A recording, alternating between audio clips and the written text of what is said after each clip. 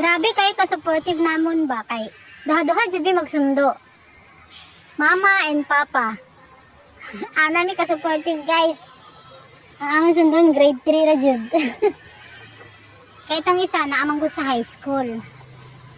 Kani ang eskwelahan sa elementary. Dayon diri pod kana high school na. Ano lang siya, pader lang yung namamagitan sa kanila. Pero may gate. May gate din siya dyan, banda. Dyan, may gate. Ayun o.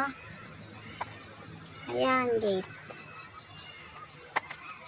Para pag, for example, may mga earthquake drill ang mga high school. Dito sila sa open ground ng elementary. Kasi ang lawak. Ayan. Yun lang. Share ko lang. Bye.